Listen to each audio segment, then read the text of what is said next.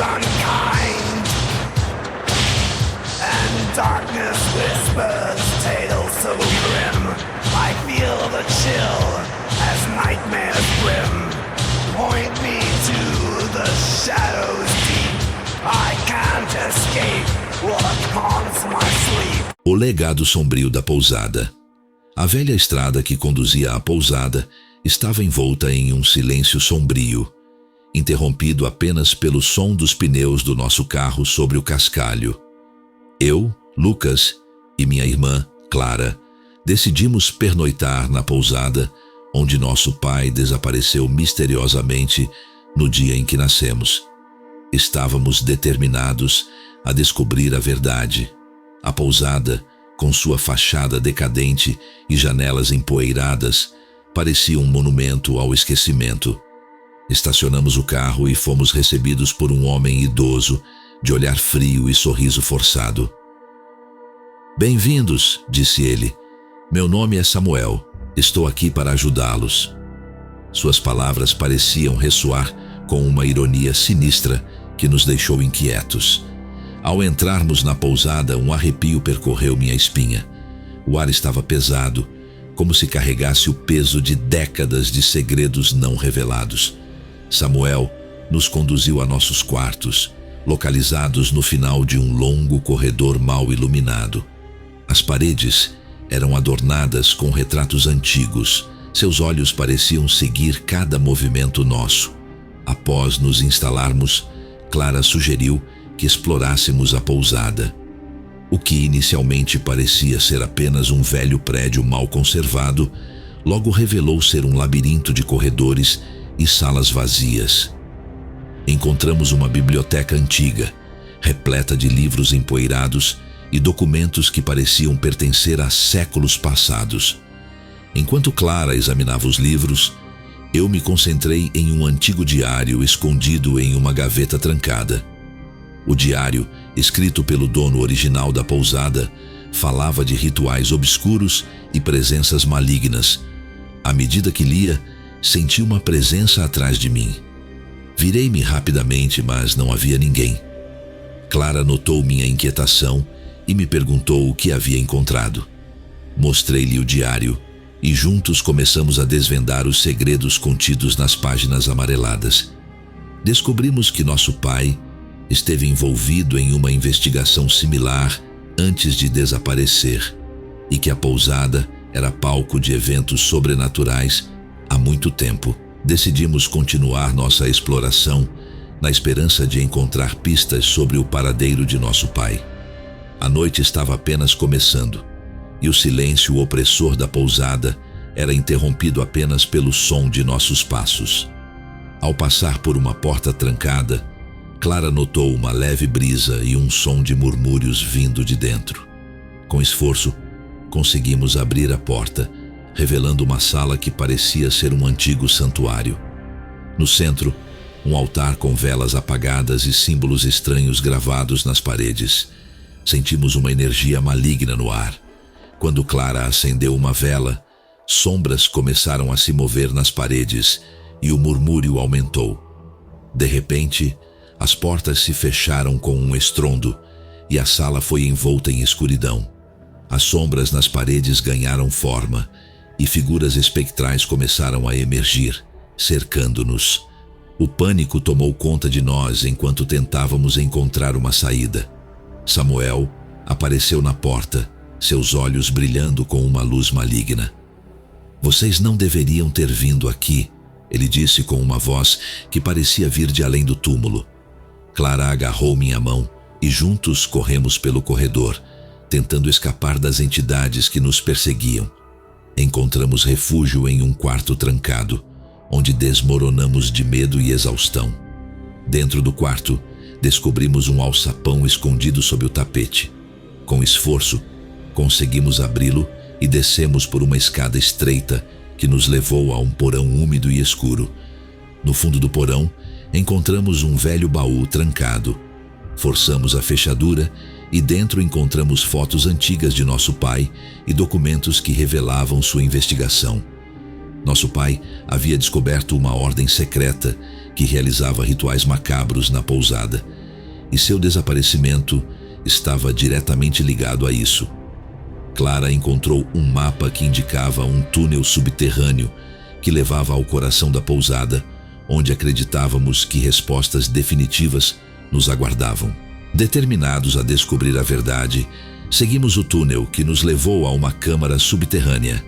No centro, um círculo ritualístico com inscrições antigas. Sentimos uma presença maligna enquanto observávamos a cena. De repente, Samuel e outros membros da ordem surgiram das sombras nos cercando. Seu pai tentou parar-nos, mas falhou, disse Samuel, revelando um sorriso cruel. Antes que pudéssemos reagir, começamos a recitar um encantamento antigo que havíamos encontrado no diário. As figuras ao nosso redor gritaram em agonia enquanto o círculo ritualístico brilhava com uma luz intensa. As paredes da câmara começaram a tremer e, em um último esforço, completamos o encantamento. As figuras foram sugadas para o abismo e a câmara desmoronou. Conseguimos escapar por um triz, emergindo na fria noite, nossos corações ainda batendo forte com o terror que enfrentamos. Compreendemos que a pousada guardava segredos que jamais deveriam ser revelados. Saímos com a certeza de que nosso pai havia se sacrificado para impedir que o mal se espalhasse e que agora sua alma finalmente descansava em paz. Mas jamais esqueceríamos os horrores que enfrentamos naquela noite infernal. Sempre tive uma fascinação por mistérios, mas nada poderia me preparar para os horrores que eu e meus amigos descobrimos naquela noite. Era uma noite escura e tempestuosa quando decidimos invadir os arquivos secretos do Vaticano. Meu nome é Lucas e com meus amigos Ana, Pedro, Joana e nosso fiel cachorro Indiana Jones, formamos um grupo de jovens investigadores. Nossa curiosidade foi despertada por uma série de desaparecimentos e rumores sobre documentos ocultos que o Vaticano mantinha em segredo. Decidimos que era hora de descobrir a verdade, e assim, munidos de lanternas e coragem, nos infiltramos nas sombras do sagrado. O interior do Vaticano é um labirinto de corredores e salas obscuras. A cada passo que dávamos, parecia que as sombras se fechavam ao nosso redor, tornando o ar mais pesado e frio. Seguimos um mapa antigo que Pedro encontrou em um site obscuro da internet. Indiana Jones estava inquieto. Seus latidos abafados ecoavam pelas paredes, aumentando nossa ansiedade. Após horas de exploração, encontramos uma porta marcada com símbolos estranhos. Empurramos a porta lentamente, revelando uma sala repleta de prateleiras empoeiradas, cobertas por livros antigos e documentos amarelados. No centro, uma mesa com um livro aberto emitia uma luz fraca e sobrenatural. Ana foi a primeira a se aproximar do livro. Seus olhos se arregalaram de horror quando ela começou a ler em voz alta.